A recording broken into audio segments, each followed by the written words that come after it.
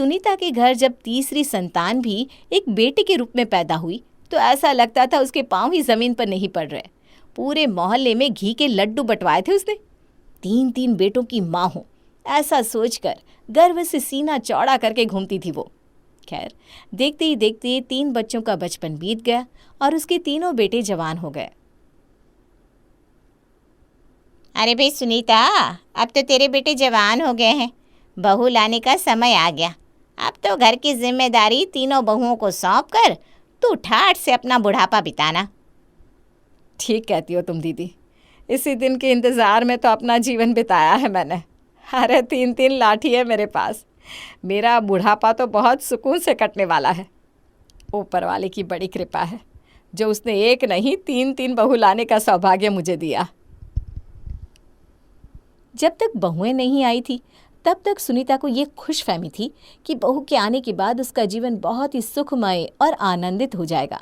लेकिन बेचारी सुनीता को क्या पता था कि एक छत के नीचे 3 बहुओं को रखने का मतलब था घर को कुश्ती का अखाड़ा बनाना। खैर, अपनी मस्ती में मगन सुनीता एक एक करके 3 बेटों के लिए सुंदर, सुशील और सुशिक्षित बहुएं ले आती हैं। 3 बेटों की शादी के बाद दीपा, दिशा, निशा, अरे भाई कहाँ हो मेरी त्रिदेवियों? 8 बजने को आए, अभी तक दर्शन नहीं दिए किसी ने। अब क्या जब तक मैं आवाज़ नहीं लगाऊंगी तुम अपना कमरा छोड़कर बाहर नहीं आओगी क्या? क्या बात है माँ जी, क्यों सुबह सुबह मेरे कमरे के बाहर शोर मचा रही हैं? अरे भाई शोर नहीं मचा रही हूँ, मैं तो बस ये पूछ रही हूँ कि तुम तीनों की सुबह हो गई हो तो 1 कप चाय पिला दोगी या नहीं? अरे माँ जी, खूब समझती हूँ मैं आपकी चालाकी। आपकी ये सारी धौंसना मुझ पर ही चलती है। खूब अपने इशारों पर नचाया आपने इतने साल मुझे, लेकिन अब ये छोटी बहुएं आ गई हैं ना, इनसे तो आप 1 कप चाय भी नहीं बनवा पा रही हैं। अगर आप तीनों को आवाज़ लगा रही थी तो उनके दरवाजे पर जाकर बोलना चाहिए था ना। अरे वाह वाह वाह, क्या फ़ायदा ऐसी सेवा का कि 1 कप चाय पिलाओ तो उसका भी ताना मार दो। आपके लक्षण देखकर लगता नहीं कि आप कभी माँ जी के इशारों पर नाची होंगी। और क्या बोल रही थी आप कि हम माँ जी को 1 कप चाय नहीं देते? माँ जी आप ही बताइए, जिस दिन से शादी करके आई हूँ रोज़ सुबह की चाय कौन देता है आपको? अरे हम चाहे जितना भी कर ले, दीदी को कभी संतोष नहीं होता। हमेशा हमारी तुलना अपने आप से करती रहती है। अरे छोटी बहू, क्या है ये? 1 कप चाय मांगी थी लेकिन तुम तीनों ने चाय की बजाय सीधा नाश्ते का इंतज़ाम कर दिया। अब रखो अपनी चाय अपने पास, मुझे नहीं पीनी। जब एक दूसरे का मुंह नोच कर थक जाओ ना तो अपने अपने पतियों के लिए लंच पैक कर देना। बस इतना एहसान करना, वरना वो बेचारा भी मेरी तरह भूखे पेट भजन करेगा पूरे दिन। हर रोज़ की तरह आज भी दिन की शुरुआत घर में लड़ाई झगड़े से ही हुई थी। सुबह सुबह हुई तू मैमे में सुनीता का मन खराब हो गया था। वैसे तो बहुओं का स्वभाव वो जानती थी, लेकिन फिर भी बात बात पर ये लड़ाई झगड़ा उसे पसंद नहीं आता था। शाम के समय, सुनते हैं, मुझे नया मोबाइल चाहिए, मैंने पसंद कर लिया है, आप पैसे दे दो, मैं ऑर्डर कर देती हूँ। अरे पागल हो क्या तुम? अभी 6 महीने नहीं बीते, मैंने नया फ़ोन दिलाया तो था तुम्हें, फिर ये नया फ़ोन क्यों चाहिए? 6 महीने में फ़ोन पुराना हो जाता है क्या? बस ऐसे ही ना पाई पाई का हिसाब लगाते रहो। अरे अपने बड़े भाई से भी कुछ सीख लो। देखो कैसे भाभी हाथ में नया मोबाइल लिए इतराती घूम रही है। अच्छा, तो ये नए मोबाइल की जड़ भाभी है। अरे भाभी का फ़ोन ख़राब हो गया होगा इसलिए नया ख़रीदा है, लेकिन तुम्हारे पास तो पहले से ही नया मोबाइल है ना। बिना सर पैर की बातें लेकर बैठ जाती हो, कुछ तो दिमाग लगाया करो। पैसे क्या पेड़ पर लगते हैं? और शादीशुदा हो तुम, ऐसी बचकानी हरकतें अच्छी लगती है क्या? तीनों देवरानी जेठानी में जाने क्यों एक अंधी दौड़ लगी रहती थी। हर समय तीनों अपने आप को एक दूसरे से बेहतर दिखाने में लगी रहती, जिसका सीधा असर तीनों भाइयों की जेबों पर पड़ता। कोई एक साड़ी खरीद लाती तो बाकी दोनों को भी नई साड़ी चाहिए होती, और उस पर होड़ ये कि दूसरे की साड़ी पहले से बेहतर होनी चाहिए। माँ जी ये देखिए, अब मैं कुछ कहूँगी ना तो आप कहेंगे मैंने सुबह सुबह झगड़ा शुरू कर दिया। आप ही बताइए ये क्या बात हुई? अपने कमरे की सफाई करके दिशा भाभी ने मेरे कमरे के सामने कचरा डाल दिया। आप ही बताइए कौन ऐसी बात बर्दाश्त करेगा? अरे तेरी हिम्मत कैसे हुई मेरे बारे में ये सब कहने की? तूने कचरा डालते हुए मुझे देखा था क्या? हाँ, जैसे आप मुझे दिखाकर ये सब करोगी ना, इतनी भी पागल नहीं हूँ मैं खूब जानती हूँ आपको। देख निशा, सुबह सुबह ना बहस करके मेरा मूड खराब मत कर। मैंने बोला ना ये कचरा मैंने नहीं किया मतलब नहीं किया, बात खत्म। अच्छा, ऐसे कैसे बात खत्म? जब तक आप ये कचरा यहाँ से हटाती नहीं, बात खत्म नहीं हो सकती। अच्छा, अब तू मुझे बताएगी कि मुझे क्या करना है क्या नहीं। मुझे तो लगता है ये सब तेरा ही किया धरा है। मुझे परेशान करने के लिए तूने खुद वहाँ कचरा फेंका और अब आकर मुझसे झगड़ा करी है। निशा और दिशा काफ़ी देर से इस बात पर बहस कर रही थी, जबकि दोनों में से कोई भी ये सोचना भी नहीं चाहता था कि हो सकता है वास्तव में कचरा किसी तीसरे ने फेंका हो। अरे बहू, बंद करो ये बिल्ली की तरह लड़ना। अरे ज़रा सा कूड़ा ही तो पड़ा है, क्या फ़र्क पड़ जाएगा अगर तुम में से कोई भी उसे उठाकर फेंक देगा। इतना बड़ा परिवार है, किसी ने भी फेंक दिया होगा। सब लोग तुम्हारी तरह हर समय लड़ने के तरीके नहीं खोजा करते। जाने दो, मैं साफ़ कर देती हूँ, लेकिन भगवान के लिए अब ये झगड़ा बंद करो। सास के बीच बचाव करने पर दोनों बहुएं शांत हो गई थी, लेकिन मन में वैसे की वैसी। अब तो ये घर में हर रोज़ की बात हो गई थी। घर के काम हो या घर में आने वाला छोटे से छोटा सामान, उन तीनों को हर बात में एक दूसरे के साथ प्रतिस्पर्धा थी। कुछ दिन बाद, सुनीता कैसी है तू? क्या बात है, अब दीदी की याद नहीं आती क्या?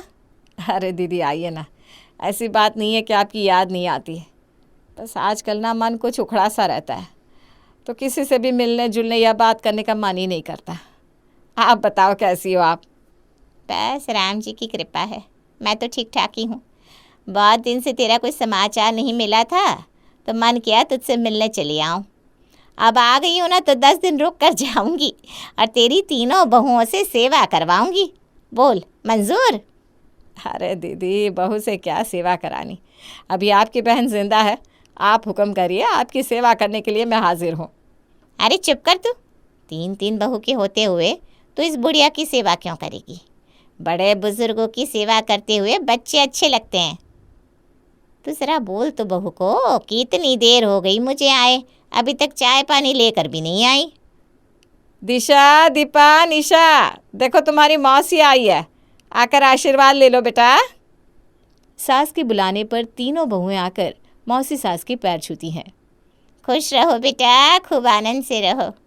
अच्छा बेटा, मेरे लिए ज़रा एक कप बढ़िया सी चाय बना देना, और हाँ, थोड़े पकौड़े भी तल लेना। मौसी जी की बात सुनकर तीनों एक दूसरे की शक्ल देखने लगती हैं। अरे ऐसे क्यों खड़ी हो जैसे सांप सूंघ गया हो? जाओ जाकर चाय नाश्ता बना दो। अच्छा छोटी बहू, ऐसा कर, तू चाय नाश्ता बना ले। बड़ी बहू थोड़ा मेरे पाँव की मालिश कर देगी, बड़ा लंबा सफ़र काट के आई हूँ ना। दोनों देवरानी जिठानी को काम में लगा देख मछली बहू धीरे से वहाँ से खिसकने लगती है। अरे मंजली बहू, तू कहाँ जा रही है? देख मेरा बैग है ना, उसे ले जा, उसमें सारे गंदे कपड़े भरे हुए हैं, तो इन्हें बढ़िया से धोकर इस्त्री करके लिया। बेटा मैं ना यहाँ आने से पहले हरिद्वार गई थी, इसीलिए सारे कपड़े गंदे हो गए हैं। और सुन, आज ही धो देना सारे कपड़े हैं, क्या है कि पहनने के लिए कोई कपड़े बचे ही नहीं। तीनों बहुओं को काम में लगाकर मौसी जी आराम से बहन के साथ बातें करने लगती है। जब से मौसी जी आई थी, घर में काम काफ़ी बढ़ गया था। मौसी जी घर के काम बहुओं में ऐसे बांट देती कि तीनों बहुओं का एक दूसरे से सामना कम ही होता, जिससे उनके बीच झगड़ा भी नहीं हो रहा था और सारा काम भी निपट जाता था। 2 दिन बाद, बड़ी बहू एक बात कहूँ, तू ना रह गई वही सीधी सादी गऊ। अरे अपनी देवरानियों को देख कर ही कुछ सीख ले। मौसी जी, आपका मतलब मैं समझी नहीं। अरे इतनी सिधाई भी किस काम की भई कि तुम मूर्ख बनी रहो और तुम्हारे हाथ से सारी दौलत सरक जाए। दौलत? कौन सी दौलत? देखो मेरा नाम न लेना भाई, हम तो 4 दिन को आए हैं, आज हैं, कल अपने घर को निकल जाएंगे। लेकिन जब किसी सीधे आदमी के साथ कोई चालाकी करने की कोशिश करता है ना, ये बात हमसे बर्दाश्त नहीं होती। मौसी जी, मैं कुछ समझी नहीं। अरे तेरी देवरानी है ना, कल आई थी सुनीता के पास, कह रही थी अब उसे सांझे में नहीं रहना, इसलिए सुनीता अब घर का बंटवारा कर दे। बेचारी सुनीता ने तो उसे बहुत समझाया, लेकिन टस से मस होने को तैयार नहीं थी। क्या? छोटी ने ऐसे कहा? ये तो उसने बहुत गलत बात कही है। अरे आपसी मन मुटाव तो अपनी जगह होता है, लेकिन इसका मतलब ये तो नहीं ना कि घर के टुकड़े कर दिए जाए। अरे बेटा, सबकी सोच तेरी तरह नहीं होती ना। आजकल की लड़कियां सांझे में रहना ही नहीं चाहती। खैर छोड़, तू तो बस एक कप चाय दे दे। भाई अपने अपने संस्कार है, किसी को घर तोड़ने के संस्कार मिले हैं तो किसी को जोड़ने के। मौसी की बात सुनकर बड़ी बहू दीपा को बहुत दुख पहुंचा था। सिर्फ दुख ही नहीं, अपनी देवरानी की सोच पर उसे अभी भी काफ़ी हैरानी हो रही थी। अगले दिन, अरे मंजली बहू, कहाँ बिजी हो भाई? तुम तो बस अपने काम में लगी रहो, कुछ पता भी है घर में क्या चल रहा है? बड़ी बहू अपना अलग घर ले रही है, कह रही थी अब ये डाउन मार्केट लोगों के साथ नहीं रहेगी। क्या अलग घर ले रही है? ऐसे कैसे? इस घर में उन्हें ऐसी क्या समस्या है जो अलग घर लेने की ज़रूरत आन पड़ी? और ये डाउन मार्केट किसे कहा उन्होंने? अरे बेटा अब क्या बताऊँ, कह रही थी उसने इतने साल अकेले घर संभाला और जब से ये दोनों आई है इन्होंने सब बेड़ा गर्क कर दिया। एक नंबर की निकम्मी और कामचोर है दोनों देवरानियाँ। सच में बेटा मुझसे तो सुना ही नहीं गया। अरे भाई तुम्हें साथ ना रहना हो तो मत रहो, लेकिन ऐसे बदनामी करना तो सही बात ना है ना। और मैं तो खुद देख रही हूँ तुम दोनों छोटी हो, इसलिए हर दम काम में लगी रहती हो। जिस दिन से आई हूँ तुम दोनों को ही रसोई में पीसते देखती हूँ, बड़ी तो काम के नज़दीक आना ही नहीं चाहती। हाँ मौसी जी, एकदम ठीक कह रही हो आप।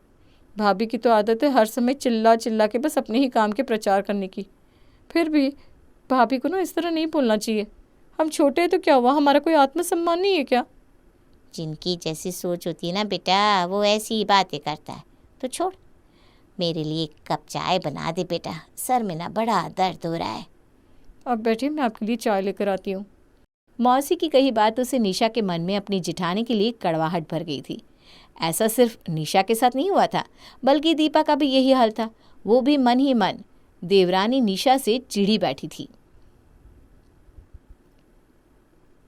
मौसी की लगाई आग से इधर बहू के मन में रंजिश भरती जा रही थी, दूसरी ओर मौसी जी चुपचाप अपना काम करने में लगी हुई थी।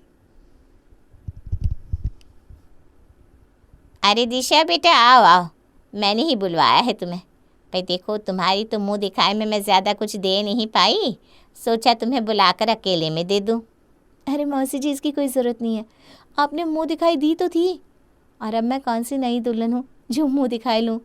बेटा तेरी बात सुनकर ना मेरे मन को बड़ी तसल्ली मिली है। कम से कम एक बहू तो ढंग की आई है सुनीता के घर। बुरा ना मानना बेटा, सच बात यही है कि तुम्हारी दोनों जिठानियाँ एक नंबर की लालची है। अरे सुनीता बता रही थी उन्हें तो इस बात से भी ऐतराज़ है कि तुम्हारी शादी में ज़्यादा मुंह दिखाई आई है, इसलिए तुम्हारे पास ज़्यादा गहने हो गए हैं। बड़ी बहू कहती है कि सबके गहने लेकर तीनों में बराबर बराबर बांट दे। अरे मुंह दिखाए में मिले गहने तो मेरे अपने हुए ना, उनसे भाभी को क्या चिढ़ है? ये तो अपनी अपनी किस्मत होती है कि किसको कितनी मुंह दिखाई मिलेगी। उसमें देवरानी जेठानियों का हिस्सा कब से होने लगा? बारी बारी से तीनों बहुओं के मन में मौसी जी ने एक दूसरे के प्रति नफरत भर दी थी। अरे देखो तो, पूरे घर का पेंट खराब हो गया है, जगह जगह से चूना झड़ रहा है। अगर बोलो ना तो इस घर में किसी को कुछ दिखाई भी नहीं देता। आज ही बात करती हूँ घर में वाइट वॉश कराए। अरे ऐसे अच्छा थोड़ी ना लगता है। अरे भाभी आप तो अब अलग जाकर रहने वाली हो ना, वैसे भी हमारे जैसे डाउन मार्केट लोगों के साथ आप रहकर करोगी भी क्या? तो फिर वहीं जाकर वाइट वॉश करना। इस मकान में पेंट झड़े या दीवारें गिर पड़े, आपसे क्या मतलब? तू तो चुप ही रह, कम से कम तेरी तरफ बंटवारे जैसी बातें तो नहीं करती मैं। और किसने कह दिया तुझे कि मैं घर छोड़कर जाने वाली हूँ? अपनी करनी छुपाने के लिए मेरे ऊपर झूठा इल्ज़ाम लगाने की कोई ज़रूरत नहीं है। एक मिनट, मुझे तो पहले ही लगा था कि हम देवरानी जेठानी चाहे कैसी भी हो, लेकिन ऐसी घटिया बात कभी नहीं सोच सकती। सच सच बताओ, ये सारी बातें आप लोगों को मौसी जी ने कही है ना? अरे उन्होंने तो मुझे ये भी कहा कि मुझे मुंह दिखाए में मिले हुए गहनों पर भी आप दोनों की नज़र है, लेकिन मैंने उनकी बात पर भरोसा नहीं किया। भाभी इतना तो मैं अपनी जेठानियों को जानती हूँ, आप लोगों को मेरे गहनों का कोई लालच नहीं है। उल्टा आपने खुद मुंह दिखाए में मुझे कान की बालियाँ दी थी। लगा तो मुझे भी था कि घर के बंटवारे की बात तुम्हारे मन में कभी नहीं आ सकती, लेकिन पता नहीं कैसे मैं मौसी जी की बात में आ गई। माना कि हम थोड़ा बहुत लड़ाई झगड़ा कर लेते हैं, लेकिन इसका मतलब ये नहीं कि हम एक दूसरे के दुश्मन हैं। हम तीनों को आपस में लड़वा कर आखिर मौसी जी को मिला क्या? अब इस बात का जवाब तो मौसी जी ही देंगी कि हमारे घर में आग लगाकर उनको क्या मिलने वाला था। गुस्से में तीनों बहुएं मौसी के पास पहुंच जाती हैं। मौसी जी, अब कोई झूठी कहानी मत सुनाना।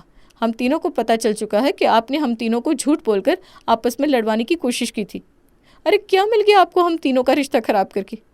माना हम देवरानी जिठानी में थोड़ा बहुत मनमुटाव है, लेकिन हमारे बीच की खाई अभी इतनी गहरी नहीं हुई कि कोई भी आकर उसका फ़ायदा उठा ले। अरे अगर इतना ही प्यार फूट रहा है तुम तीनों में, तो दिन भर घर को अखाड़ा क्यों बनाए रहती हो? चैन से नहीं रह सकती? तुम तीनों जानना चाहती हो ना कि मैंने तुम तीनों को आपस में क्यों लड़वाया? अभी बताती हूँ। पिछले महीने तुम्हारी सासू माँ मेरे यहाँ आई थी और आकर उसने तुम तीनों की सारी हरकतों के बारे में मुझे बताया। तुम्हारे इस दिन रात के लड़ाई झगड़ों से सुनीता बहुत परेशान थी। अरे सुनीता, तो क्यों चिंता करती है? जहाँ 4 बर्तन होते हैं ना, वहाँ खटकते भी है। आपस में थोड़ा बहुत मनमुटाव तो घर में चलता ही रहता है। इन छोटी छोटी बातों को अपने दिल पर मत लिया कर। आप नहीं जानती दीदी, ये छोटे छोटे झगड़े कहीं कोई बड़ा झगड़ा बनकर मेरे घर की नींव में दरार ना पैदा कर दे। बस मुझे इसी बात का डर है। अरे इतनी पढ़ी लिखी समझदार है तीनों, फिर भी पता नहीं क्यों ज़रा ज़रा सी बात पर दिन भर आपस में तू मैं करती रहती है। तेरी परेशानी का एक हल है मेरे पास। तेरी बहू को इस बात का एहसास कराना पड़ेगा कि उनकी आपस की फूट का फ़ायदा कोई बाहर वाला भी उठा सकता है, जिससे तुम्हारे घर के टुकड़े हो सकते हैं। आपस की कमज़ोरी का फ़ायदा कभी भी बाहर वालों को नहीं मिलना चाहिए। अरे लेकिन दीदी हम करेंगे क्या? बातों से समझने वाली नहीं है वो। मैं तो समझा समझा कर थक गई हूँ। अरे तू देखती जा, मेरा समझाने का तरीका थोड़ा अलग है, और जब मैं समझाऊंगी ना तो तेरी बहू को बहुत अच्छी तरह समझ में आ जाएगा। तो क्या आप जानबूझकर हम तीनों को लड़वा रही थी? बेटा, मैं तुम्हें लड़वा नहीं रही थी। मैं तुम्हें एहसास दिलाना चाहती थी कि जैसे आज मैंने ज़रा सी बात तुम्हारे कान में डालकर तुम्हें एक दूसरे के खिलाफ कर दिया, ऐसे ही कोई भी तुम्हारी फूट का फ़ायदा उठा सकता है। अरे तुम 3 हो, एकता में बहुत शक्ति होती है बेटा। मिलजुल कर रहोगी तो कभी कमज़ोर नहीं पड़ोगी। हमें अपनी गलती का एहसास हो गया है मौसी जी। आगे से हम तीनों मिलजुल कर रहेंगी। मजा ले जो कोई भी आकर हम तीनों के बीच में फूट पड़वा दे। आज से हम तीनों 3 जिस्म और 1 जान है। अगले दिन सुबह, अरे किचन में इतने बर्तन इकट्ठे हो गए, ऐसा लगता है किसी को दिखाई नहीं देता।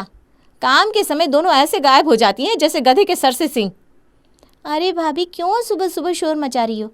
और सिर्फ आप ही काम नहीं कर रही हैं, हम भी काम कर रहे थे। अरे अरे क्या हुआ? परेशान मत होइए भाई, 4 बर्तन होंगे तो खटकने की आवाज़ तो आएगी ही ना।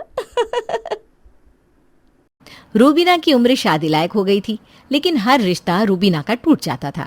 इसी बात से उसकी माँ परेशान रहा करती थी। ऐसे ही एक दिन सावित्री की बहन नंदिनी उसके घर आती है। ये क्या दीदी, अब तो बड़ी कमज़ोर हो गई हैं। आखिर किस बात की चिंता खा रही है आपको? नंदिनी, अब तुझे क्या बताऊं, मैं ना रूबीना के लिए बहुत परेशान रहती हूँ। बस रूबीना की शादी ने ही मुझे टेंशन दे रखी है। एक बार उसकी शादी हो जाए तो मैं भी टेंशन फ्री हो जाऊंगी। जो भी रिश्ता आता है वो टूट ही जाता है। पता नहीं क्या होगा मेरी बेटी का। अरे उसकी शादी कभी हो भी पाएगी या नहीं? हे भगवान, बस इतनी सी बात, आप उसकी शादी को लेकर इतना परेशान हैं? अरे दीदी, भगवान जो करता है ना अच्छे के लिए करता है।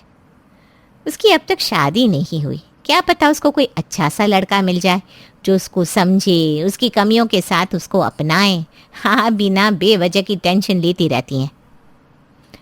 नंदिनी और सावित्री आपस में बात कर रहे थे, तभी रूबीना वहां आती है। अब बिल्कुल सही कह रही है मौसी जी, यही बात तो मैं मम्मी को समझाती हूँ, लेकिन मम्मी के कानों पर तो जू तक नहीं रेंगती, उल्टा मुझे डांट कर ना चुप करवा देती हैं। अभी तो माँ नहीं बनी ना रूबीना, इसलिए तुझे ऐसा लग रहा है।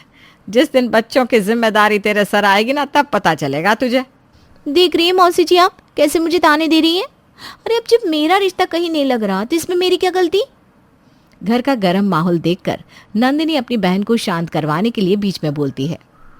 दीदी, मेरी बात तो सुनो। मेरी नज़र में ना एक लड़का है। अगर आप कहो तो मैं उन लड़के वालों से अपनी रूबीना के लिए बात करूं। लड़के का नाम है अविनाश, इकलौता है, घर परिवार भी काफ़ी अच्छा है। हमारी रूबीना को किसी चीज़ की कोई कमी नहीं होगी। पर हाँ, उसकी सास ना थोड़ी रूढ़िवादी सोच की है। अगर ऐसा है तो कोई बात नहीं, मेरी रूबीना उस घर में ढल जाएगी। एक बार तू उससे बात तो कर ले। ठीक है दीदी, अब कल आप घर में लड़के वालों के आने की तैयारी कर लो, क्योंकि कल तो मैं लड़के वालों के साथ ही आऊँगी। नंदिनी की बात सुनकर सावित्री के अंदर एक उम्मीद फिर जगती है और वो अगले दिन के लिए हाँ कर देती है। अब अगले दिन रूबीना एक बार फिर तैयार होकर बैठ जाती है तो वहीं नंदिनी अविनाश और उसकी फैमिली के साथ रूबीना के घर आती है। सावित्री अविनाश और उसकी माँ सुमित्रा की काफी खातिरदारी करती है। सावित्री बहन, खातिरदारी तो चलती रहेगी, लेकिन उससे पहले हम अपनी होने वाली बहू को देखना चाहते हैं। हाँ हाँ, क्यों नहीं, मैं अभी रूबीना को लेकर आती हूँ। सावित्री अंदर जाती है और रूबीना को लड़के वालों के सामने लाती है। रूबीना को सभी लोग देखते ही पसंद कर लेते हैं, पर जैसे ही रूबीना सुमित्रा को चाय देने जाती है, उसके हाथ से चाय नीचे गिर जाती है और उसकी साड़ी का पल्लू भी सर से उतर जाता है। ये देखकर सुमित्रा बोल पड़ती है। सावित्री बहन, बहू में तो कोई खराबी नहीं है, दिखने में भी सुंदर है, लेकिन बुरा मत मानना, आपकी बेटी की हरकत बहू वाली नहीं है। आपकी बेटी को HR की तरह काम सीखना पड़ेगा। जी क्या मतलब? मतलब ये कि हमें आपकी बेटी तो पसंद है, लेकिन इसको बहू बनने से पहले हमें इसको 3 महीने की ट्रेनिंग देनी होगी, क्योंकि हमारे घर के जैसे तौर तरीके हैं ना, मुझे नहीं लगता कि हमारे घर में ढल पाएगी। इसलिए इसको 3 महीने की ट्रेनिंग दी जाएगी। अगर ये इन 3 महीने में हमारे तौर तरीके सीख जाती है तो ये हमारे घर की बहू बन जाएगी, नहीं तो फिर भूल जाएंगे इस रिश्ते को। सुमित्रा की बात सुनकर सावित्री अपनी बहन नंदिनी की तरफ देखने लगती है। बहन जी, आप हमें थोड़ा समय दीजिए, हम अभी आपस में बात करके आपको बताते हैं। इतना बोलकर सावित्री नंदिनी और रूबीना के साथ अंदर कमरे में चली जाती है। दीदी, मैं तो कह रही हूँ इस रिश्ते के लिए हाँ कर दो, क्योंकि भले ही ये लोग हमारी रूबीना को 3 महीने की ट्रेनिंग दे, लेकिन इस ट्रेनिंग से हमारी रूबीना का ही फायदा होगा ना। अरे लेकिन नंदिनी, हमारी रूबीना 3 महीने बिन शादी अपने ससुराल में रहेगी। अरे तो क्या हो गया, बिना शादी के ही वो ससुराल की जिम्मेदारी पहचान जाएगी। तो सोचो, जब उसकी शादी होगी तो वो अपने ससुराल को कितने अच्छे से संभालेगी। नंदिनी की बात से सावित्री सहमत हो जाती है, लेकिन तभी रूबीना कहती है, पर मौसी जी, अगर 3 महीने के बाद भी मैं इनकी बहू बनने के काबिल ना हुई तो मेरा रिश्ता टूट जाएगा। अरे तो क्या हो गया, इतने सारे रिश्ते टूटे हैं तो एक और टूटेगा। अरे क्यों इतनी चिंता ले रही है? अब क्या था, नंदिनी की बात से सहमत सावित्री और रूबीना सुमित्रा की ट्रेनिंग के लिए हाँ कर देती है और सुमित्रा रूबीना को अपने साथ अपने घर ले जाती है। बहू, ये है तेरा होने वाला ससुराल। फिलहाल के लिए तू अपने कमरे में जाकर आराम कर, मैं तुझे कल से इस घर के तौर तरीके सिखाऊंगी और ट्रेनिंग भी, ठीक है? जी माँ जी।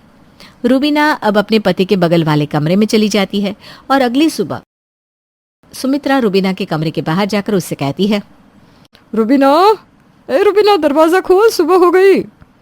अपनी सास की आवाज़ सुनकर रूबीना अपने कमरे का दरवाज़ा खोलती है।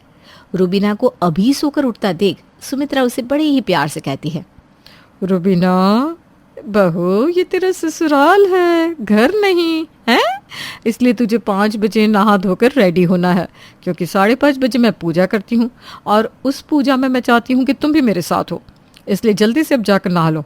आज पूजा मुझे थोड़ी लेट करनी पड़ेगी। जी माँ जी। रूबीना अपनी सास की बात सुनकर तुरंत नहा कर आ जाती है और सास के साथ सुबह की 6 बजे वाली पूजा करने लगती है। 1 घंटे बाद जब घर के सभी लोग उठते हैं तो सुमित्रा रूबीना से कहती है, रूबीना बहू, जाकर सभी के लिए चाय बना दो और साथ में ना ब्रेड भी सेक देना। लेकिन माँ जी, मुझे तो किचन का कुछ भी पता नहीं। एक बार आप मुझे बता देंगे कि किचन में कहाँ क्या रखा हुआ है तो मैं कर लूँगी। अरे हाँ, मैं तो भूल ही गई। चल ठीक है, तू किचन में चल, मैं आती हूँ। इस तरह सुमित्रा रूबीना को किचन का सब कुछ समझा कर आ जाती है। कुछ देर बाद रूबीना सभी के लिए ब्रेकफास्ट बनाती है। सभी ब्रेकफास्ट कर ही रहे थे, तभी सुमित्रा रूबीना की कमी निकालते हुए कहती है, अरे बहू, चाय में तूने चीनी बहुत ज़्यादा डाल दी है। तुझे बता दूँ, हमारे यहाँ चाय कम चीनी वाली पी जाती है। ठीक है माँ जी, मैं आगे से ध्यान रखूंगी। रूबीना और सुमित्रा बात कर रहे थे, तभी बीच में अविनाश बोलता है, अच्छा माँ, मेरा हो गया, मैं ऑफिस जा रहा हूँ। सुनिए ना, आप ऑफिस बिना टिफिन के जा रहे हैं? हाँ रूबीना, क्योंकि मैं बाहर का ही खा लेता हूँ, घर का नहीं ले जा पाता, क्योंकि माँ बना नहीं पाती सुबह सुबह। पर अविनाश जी, मैंने तो आपके लिए लंच पैक कर दिया है। अब से ना आप सुबह लंच लेकर जाया करना, क्योंकि अगर आप बाहर का खाएंगे तो आप बीमार भी पड़ सकते हो। रूबीना की ये बात सुनकर अविनाश के चेहरे पर एक मुस्कान आ जाती है। वहीं रूबीना के ससुर जी भी खुश हो जाते हैं। रूबीना अब अविनाश का लंच लेकर आती है और उसको दे देती है। ऐसे ही पूरा दिन बीत जाता है और शाम को सुमित्रा की पड़ोसन सुमित्रा के घर किसी काम से आती है। तभी वहां रूबीना बिना पल्लू की चाय लेकर आती है। उसको बिना घूंघट के देखकर सुमित्रा कहती है, रूबीना बहू, ये हमारी पड़ोसन है और हमारे घर के तौर तरीके ये सिखाते हैं कि यदि आपके सामने कोई पराया आए तो आप उससे घूंघट करेंगे। इसीलिए आपसे जो भी तुम्हारे सामने आए उससे तुम घूंघट करोगी। सुमित्रा की ऐसी रूढ़िवादी सोच देखकर उसकी पड़ोसन भी घूर कर देखती है और बिना उससे बात किए वहां से चली जाती है। हालांकि ये बात रूबीना को भी थोड़ी अजीब लगती है, पर वो उस समय कुछ नहीं बोलती। तभी रूबीना के कानों तक उसके ससुर मोहित की आवाज़ आती है। अरे सुमित्रा, मेरी दवाइयाँ कहाँ रखी है? मेरा सर दर्द से फटा जा रहा है। जी आती हूँ।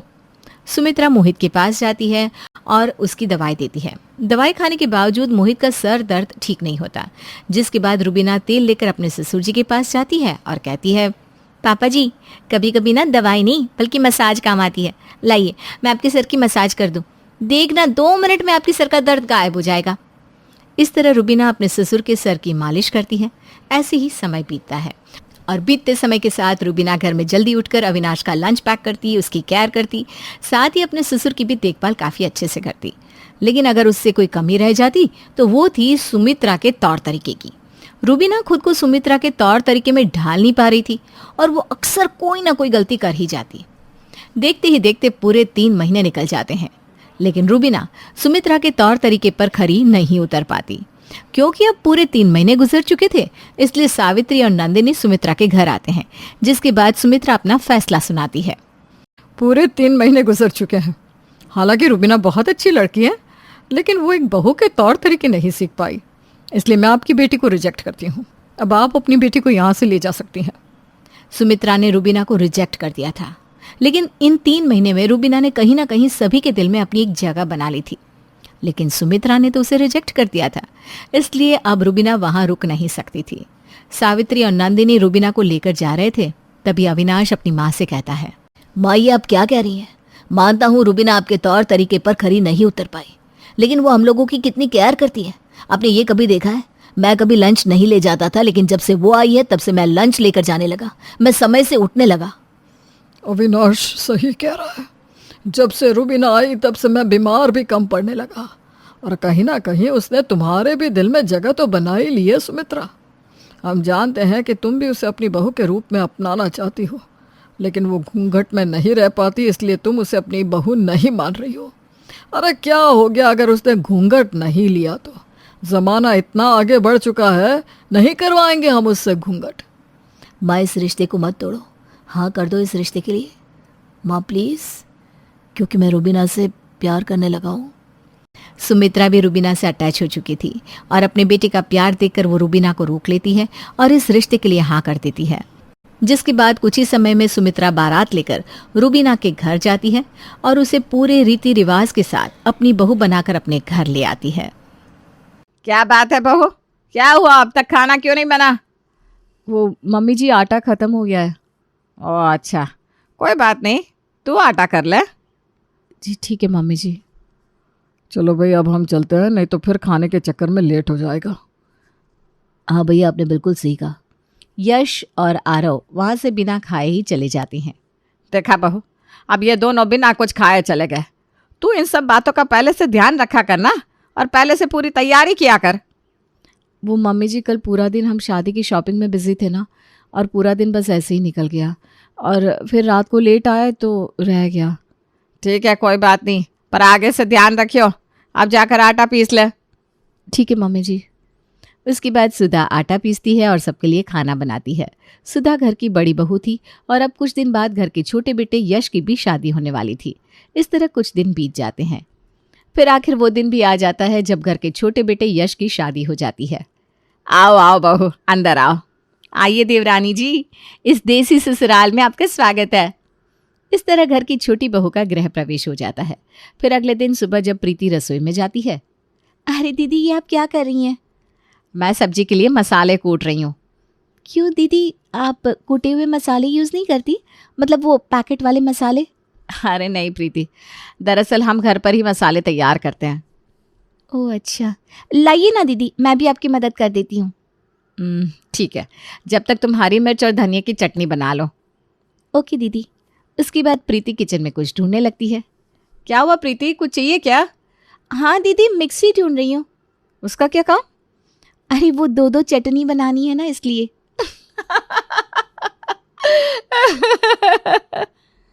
क्या हुआ दीदी, आप किस बात पर हंस रही हैं?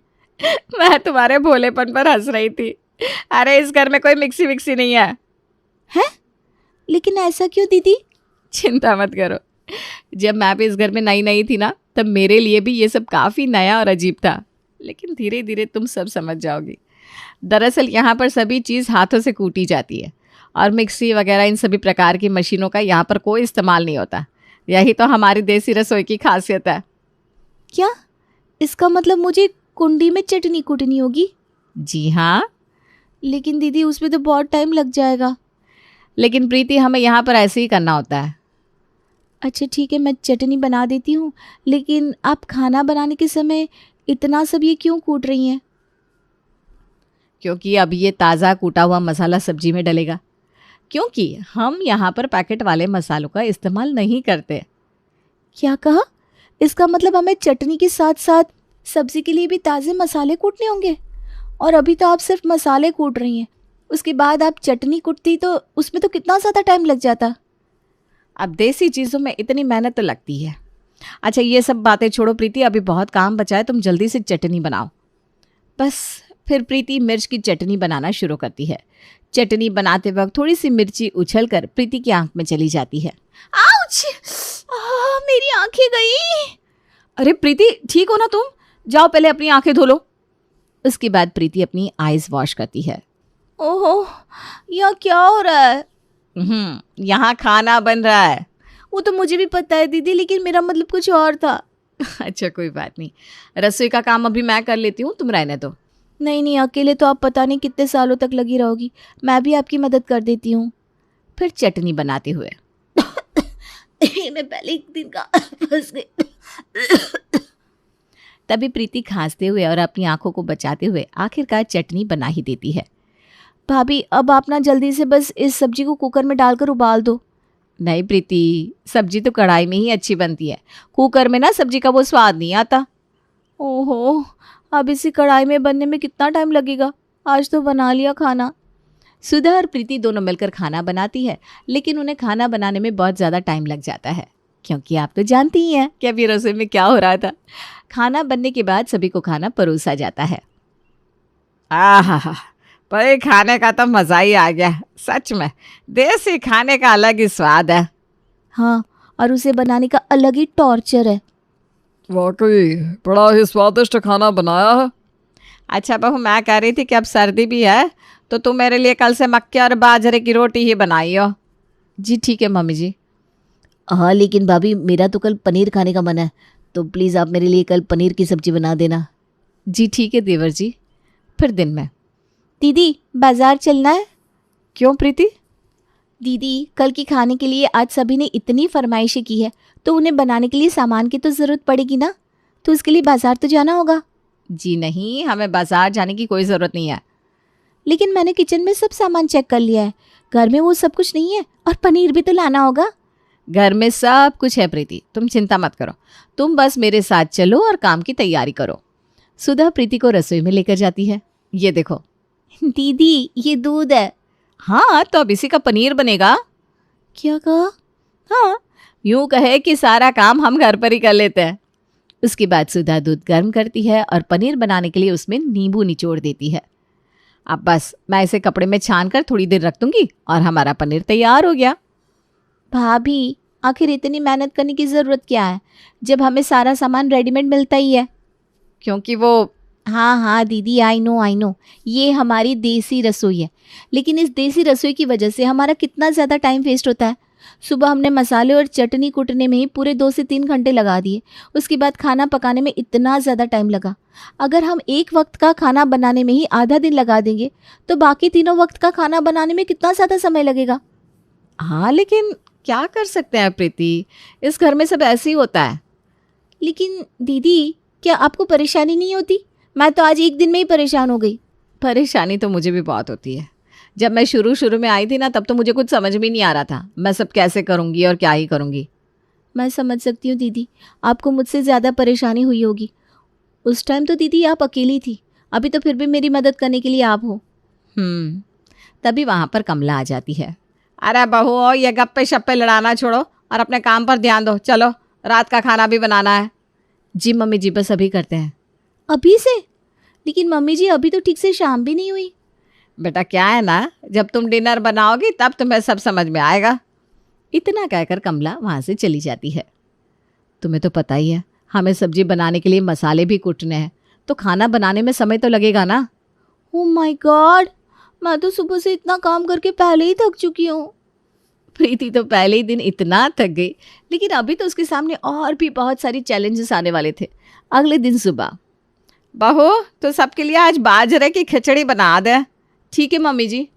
और हाँ, घी भी ख़त्म होने वाला है, तो तुझे आज घी भी बनाना है। उसके बाद सुधा किचन में काम करने चली जाती है और उसके पीछे पीछे प्रीति भी आ जाती है। आज की क्या फरमाइश है दीदी? बाजरे की खिचड़ी।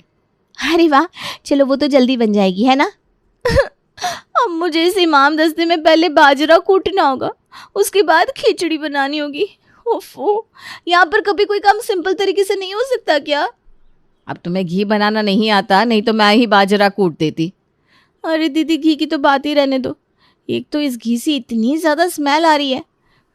क्या करूँ मैं? प्रीति ने अपने मुंह को कपड़े से ढक रखा था, उससे घी की स्मेल बिल्कुल भी बर्दाश्त नहीं हो रही थी। तब कोई बात नहीं, तुम बाहर जाकर बाजरा कूट सकती हो। ठीक है दीदी। फिर प्रीति बाहर चली जाती है। इस तरह सभी नाश्ते में बाजरे की खिचड़ी खा लेते हैं। फिर चलो फाइनली, अब आखिरकार मैं अपने कमरे में थोड़ी देर आराम तो करूँगी। प्रीति अपने बिस्तर पर लेटी ही थी कि तभी उसे रमेश की आवाज़ आती है। अरे क्या मैं अब थोड़ी देर भी आराम नहीं कर सकती? वो रमेश के पास जाती है। जी पापा जी, कहिए क्या बात है? अरे बेटा, मुझे ना बहुत भूख लगी है। मुझे वो बाजरे की खिचड़ी कुछ खास पसंद नहीं है, इसलिए मैंने बस थोड़ी ही खाई थी। तुम मेरे लिए खाना बना दोगी? जी ठीक है पापा जी, अभी बना देती हूँ। ठीक है बेटा, तो तुम मेरे लिए आलू गाजर और मेथी की मिक्स सब्जी बनाना, उसके साथ मक्के की रोटी हो जाए। आह, क्या मज़ा आ जाएगा।